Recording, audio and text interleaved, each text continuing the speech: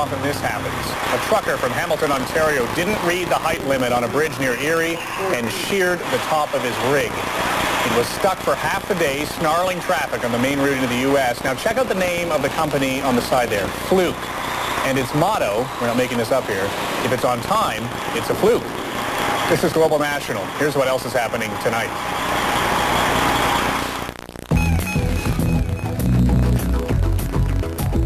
Business has always relied on Canada Post to deliver the things that matter. Now it's a whole new world, so we're delivering in a whole new way. Military movement in 2 decades. Global National. From our National News Center, here is Kevin Newman. And we have breaking news from Texas tonight. Andrea Yates, the severely depressed mother who killed 5 of her children, has just been judged by a jury. Mrs. Yates, please stand. In cause number 880205, the state of Texas versus Andrea Pia Yates. We, the jury, find the defendant, Andrea Pia Yates, guilty of capital murder as charged in the indictment. Signed by the foreperson. Her husband, Russell Yates, reacted with anguish to hearing his wife was guilty. He has been supportive, believing his wife was insane. Now, the jury took only 3 hours and 40 minutes to decide she was not insane and therefore responsible for her actions. Andrea Yates was known to be depressed when she brutally drowned her 5 children, the youngest found in a bed covered with a sheet, the oldest found in a bathtub. The jury said she was clearly mentally ill, but that in itself is not a defense to murder in Texas. And Ken Kaltoff is one of the many reporters covering this trial. He is in Houston tonight. Ken, 2 counts of capital murder found guilty. She killed 5 of her children. Why only 2 counts? Well, as I understand it, those 2 counts concerned 3 of the children that were killed, and 2 of the children were not included in those counts, Paul, age 3, and Luke, age 2. Best I understand, the prosecutors were reserving those other 2 murders for possible other charges in the future, but that all seems academic now since she's been convicted of capital murder. And Ken, this being Texas, does that mean she stands to face a death penalty?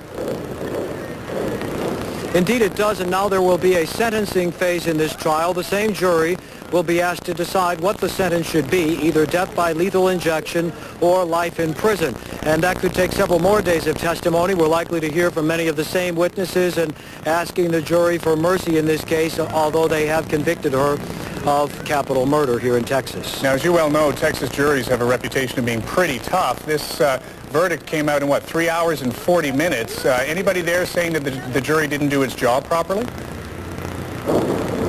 I don't think anyone will say that. The jury was attentive throughout this trial. There was lots of tedious testimony here, but it is pretty clear that they had made up their minds, and that was the point of view that prosecutors wanted them to see, that there were some indications that she knew what she did was wrong. The call to 911 immediately after the crime, and other statements that she made to investigators shortly after, suggesting that she knew this was not a good thing that she did, and that was the bottom line as far as prosecutors were concerned. Of course, defense attorneys wanted the jury to see things the other way, that she didn't know what she was doing. That is not how the jury saw it here, under a very tough statute in Texas about insanity. All right, thanks very much. Ken Kaldoff reporting from outside the courthouse where that verdict has just been read. In the National Post, Francine Dubé is also in Houston covering this trial. She's going to have reaction to the verdict in tomorrow's National Post. Well, on Vancouver Island, investigators are painstakingly sifting through the embers and debris of a burnt-out home where 6 children are believed to have perished. They are among only 14 children who live in the tiny community of Old Quatsino on the most northern tip of the island. Today, police said the children's father is not under arrest, as was reported by some yesterday, but he is being held because they're concerned he might harm himself. Global BC's Catherine Pope has our report.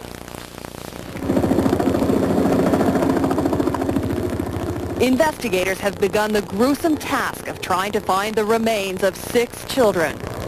They will literally sift through all of the burned out embers and debris that remain there. One of the compounding factors with this fire is that house was constructed back we believe in the 1930s, and consistent with construction methods of that time, it appears to have been insulated with paper.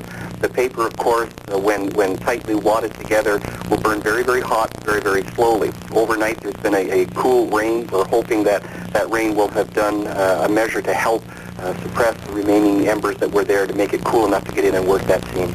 The children were aged between 2 and 11, comprising almost half the population of kids in this community. It's so remote, firefighters didn't make it in time. What did you see in the way of the fire? And it was all burned way out of control. We couldn't do nothing. Yeah. You felt helpless at that, eh? Oh, yeah. The only thing we could do is watch it didn't spread into the bush. And, you know. 45-year-old Jay Handel was estranged from his wife, Sonia. She was staying with friends while he spent the night with their children. He picked her up in this van Monday morning and returned with her to the farm. What was Jay doing in the van? He was just sitting there. Was the father talking? Was he screaming? Never said a word. When I got here, the pistol and fire, the van was there, and he was sitting in it. And she was screaming at him and pounding on the van. She was outside? Yeah. What was she saying? Asking what he'd done with the kids. Yeah. And the fire's burning in the background? Yeah. He's presently in hospital under doctor's care, having been treated for what witnesses described as a self-inflicted knife wound that was serious but not life-threatening. All of our efforts to locate the kids anywhere in and around that vicinity have proven negative, and we fear the worst, that the kids may have perished in that fire. A frantic search for a missing 2-year-old girl continues in Toronto tonight, and police have now charged her father with abduction. Little Alexis Curie was last seen Friday when her father picked up the toddler and her 4-year-old sister for a regularly scheduled visit. The older girl was returned to her parents on Sunday, but Alexis wasn't. Police arrested 40-year-old Peter Curie, who has a history of mental illness, at this motel last night. But other than saying she's safe, he is refusing to say where she is.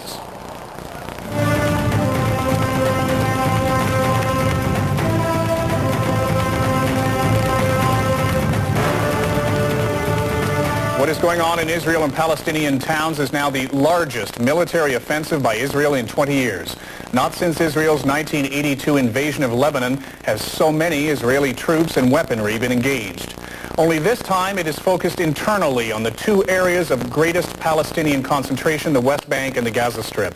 In the West Bank town of Ramallah, dozens of tanks have surrounded refugee camps, and reporters are having a hard time finding out what's going on there. At the same time, just across the street from that refugee camp, journalists were filming. And when that happened, they were on the 4th floor of a hotel, and then an Israeli armored personnel carrier opened fire on those journalists. Fortunately, they dove away from their cameras, but one of the cameras, a camera belonging to the ABC, the American network, was hit by 7 bullets, including 1 bullet square in the lens. Meanwhile, in another part of Ramallah, a Palestinian cameraman on the roof of this building I'm in was filming the activity in the streets.